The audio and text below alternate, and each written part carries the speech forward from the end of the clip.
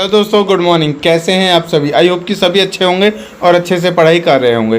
तो दोस्तों, हम लेकर के आ गए एलएलबी 6 सेमेस्टर एग्जामिनेशन जून 2024 का फर्स्ट सब्जेक्ट जो 6002 है, सॉरी फर्स्ट नहीं सेकंड सब्जेक्ट का मॉडल पेपर, सैम्पल पेपर। ठीक है, आपके लिए देखने के लिए मिलेगा। सब्जेक्ट है law, legal language and legal writing including proficiency in general English. तो बहुत सारे सवाल होंगे लोगों के बारे में, सारे सवालों के जवाब देने के लिए हम आ गए हैं और लेकर के आ गए आपके लिए बेहतरीन मौका पेपर को जानने के लिए। दोस्तों, टाइमिंग होगी पेपर की 3 आवर और मैक्सिमम मार्क्स होंगे 100। आपको कितने लेकर के आने हैं इसमें से कम भी 60। तो चलिए स्टार्ट करते हैं इंस्ट्रक्शंस के साथ साथ कहाँ से कैसे सॉल्व करना है सभी के लिए। मेन पॉइंट सबसे पहले मैं बता दूं, जिन लोगों ने कभी इंग्लिश नहीं पढ़ी है उनके लिए थोड़ा सा कठिन होने वाला है। जिन लोगों ने इंग्लिश पढ़ी है, ठीक है, उनको कठिन नहीं होने वाला है। फिर भी हमने पेपर को उस तरह से बनाने की कोशिश की है कि शायद है कि आपका कोई प्रॉब्लम ना हो, शायद ही कोई प्रॉब्लम ना हो। तो नोट सभी खंडों को निर्देश अनुसार हल कीजिए। Attempt all the sections as per instructions. जो चीज़ें हम बता रहे हैं उनको अच्छे से कर लेना है। देखिए दोस्तों, क्वेश्चन पेपर तो उसी तरह से आता है बाकी जो सारे आते हैं, लेकिन ये इंग्लिश लैंग्वेज का है। तो मैं आपको यहाँ पर एक बात बता दूँ कि ये पेपर आपको आधा तो हिंदी में लिखना है और आधा देना है इंग्लिश में। इंग्लिश में कैसे देना है? सबसे पहले सेक्शन ए पे चले जाते हैं। सेक्शन ए में जो पूरा पेपर मिलेगा आपको, ठीक है, वो ऑब्जेक्टिव टाइप मिलने वाला है। और ऑब्जेक्टिव टाइप को आप कर सकते हैं कैसे? देखिए, पहला क्वेश्चन है इसमें, convert the following into indirect speech. अब देखो, आपने कभी डायरेक्ट और इनडायरेक्ट पढ़े होंगे तो उसके बारे में आपको पता होगा। इन चारों में से किसी एक का आंसर आपको लिखना होगा, मतलब सॉरी, इन चारों का आंसर आपको सॉल्व करके लिखना होगा। He said my master is writing letters. तो अब इसको क्या करना है आपको? इंग्लिश में इंग्लिश से ही कन्वर्ट करना है। किस में?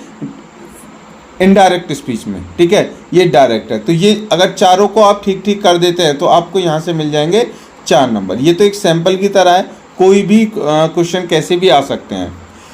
देखिए, अब यहाँ पर मैं आपको एक मेन पॉइंट बता देता हूँ कि इसको सॉल्व कैसे कर सकते हैं। देखिए, जिन्होंने कभी इंग्लिश नहीं पढ़ी है उनके लिए मोस्टली मैं बता रहा हूँ, ठीक है, कि हालांकि टाइम तो नहीं है, ठीक है, इसमें मेहनत तो यही है कि दोस्तों तुक्का लगा सकते हैं कि कोई मतलब कि करने की, लेकिन तुक्का भी आप लगाओगे तो कैसे लगाओगे? कभी आपने किया नहीं है। तो सबसे पहले क्या करना है दोस्तों, मेरे पास इतना भी टाइम नहीं बचा है कि मैं इसके लिए एक पर्टिकुलर वीडियो बनाऊं, क्योंकि डायरेक्ट और इनडायरेक्ट अपने आप में एक बहुत बड़ा टॉपिक है। उसको एक्सप्लेन करने के लिए तकरीबन 2 से 3 घंटे की एक अकेली वीडियो लगेगी।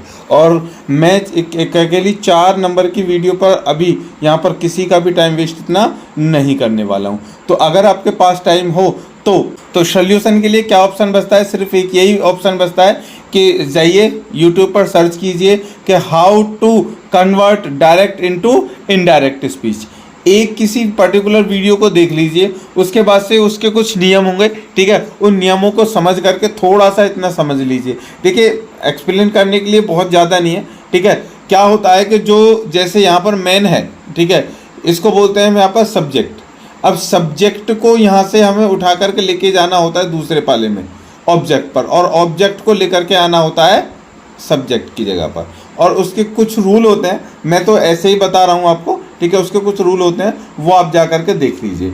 दूसरी चीज़ है चेंज सेंटेंस एज डायरेक्टेड। अब देखिए, इनडायरेक्ट यहाँ से बनाने सीख लेंगे, डायरेक्टेड यहाँ से। अगर इतना आपने कर लिया तो 8 नंबर आप यहाँ से आसानी से ले सकते हैं। तो जल्दी से, टाइमिंग नहीं है, वैसे ज़्यादा टाइम लगेगा नहीं, क्योंकि दोस्तों एक्चुअली क्या है कि जब हम लोग 6, 7, 8, 9, 10 में पढ़ते थे तो वहाँ पर ये चीज़ें हमें बहुत हार्ड लगती थी, कैसे होगा। लेकिन अभी क्या है कि अब हम एक बहुत बड़ी क्लास कर रहे हैं, वहाँ पे जाकर के हमारा जो माइंड है वो ब्रॉड अपने आप हो जाता है।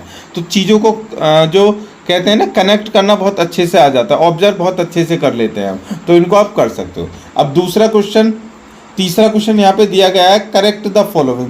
अब इनको क्या करना है? करेक्ट करना है। अगर आपने कभी भी सेंटेंसेस पढ़े होंगे तो अब इस पे सेंटेंसेस जाकर के एक वीडियो सर्च कर लेना भैया, ठीक है, कि सेंटेंस करेक्शन कैसे होता है। सेंटेंस करेक्शन का हालांकि अपने आप में बहुत बड़ा, पहले सारे के सारे सेंटेंस आपको पढ़ने पड़ेंगे, ठीक है, पहले टेंस पढ़ने पड़ेंगे, फिर टेंस के जो पार्ट होते हैं वो पढ़ने पड़ेंगे, तकरीबन बहुत सारे हो जाते हैं। तो मैं तो यही कहूँगा कि अगर थोड़ा बहुत आता है थोड़ी बहुत वीडियो देख लीजिए, एक दो वीडियो देख लीजिए, वहाँ से आ जाता है तो आप कर सकते हैं। जैसे पहला क्वेश्चन है I have 2 pairs of shoes. देखिए इसमें आई हैव तो ठीक है, इसमें 2 पेयर्स ऑफ शूज़ होता है, ठीक है। I have a pair of shoes इस तरह से होता है, यहाँ पर पेयर्स नहीं आएगा, पेयर ही आएगा।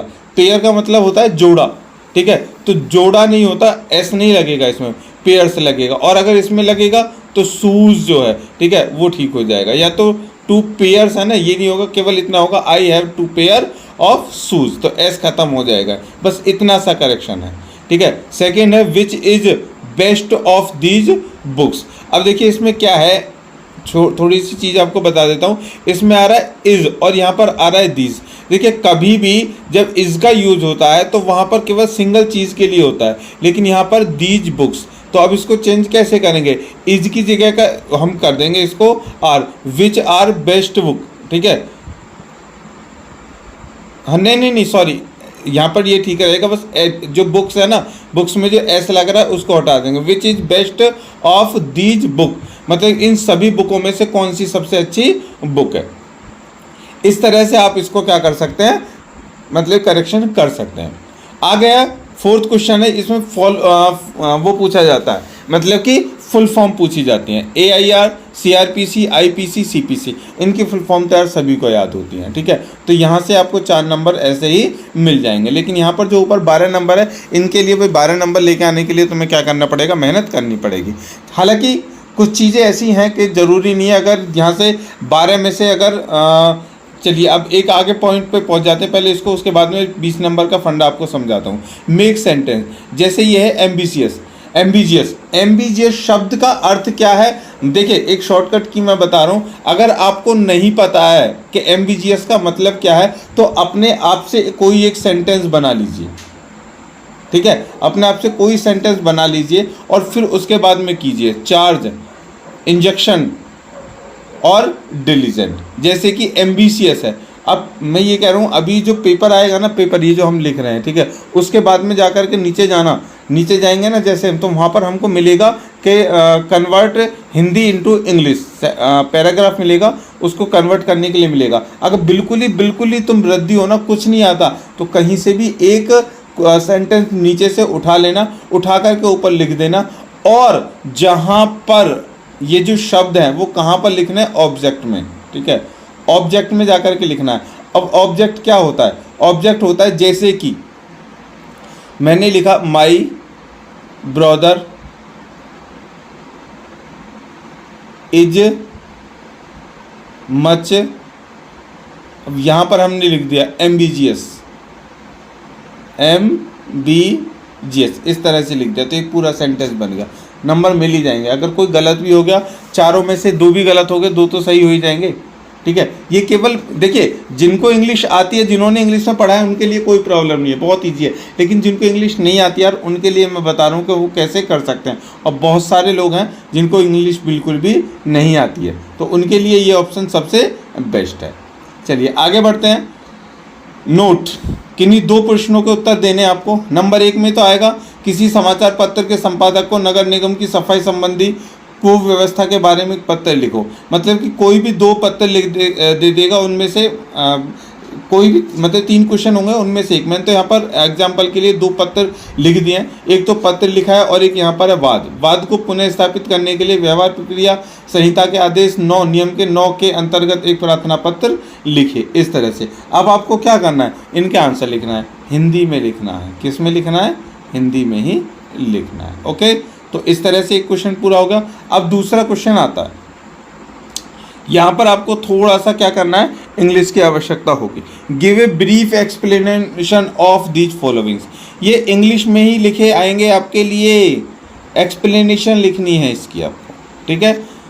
ये पढ़ना बहुत ज़रूरी है। ये 5 के 5 इसके ऊपर मैंने PDF बना दिया है, वो PDF जा करके आप देख लीजिए, ठीक है। हिंदी में एक्सप्लेन करना है इनको, ठीक है। एबी एनिशियो, अब अनिशियो का मतलब होता है अभी में, ठीक है, अभी।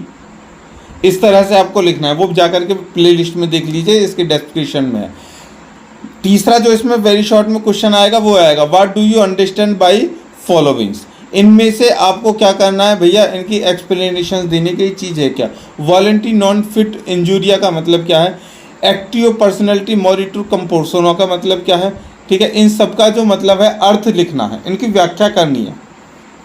ओके, चलिए इनको पढ़ लेना, इनमें से ही आएंगे। देखिए सभी को नहीं करना है, ये नीचे वाले इनको सभी को नहीं करना है, किसी एक को करना है। आगे है, अब लॉन्ग की तरफ चलते हैं। किन्हीं 3 प्रश्नों के उत्तर देने हैं आपको, ठीक है।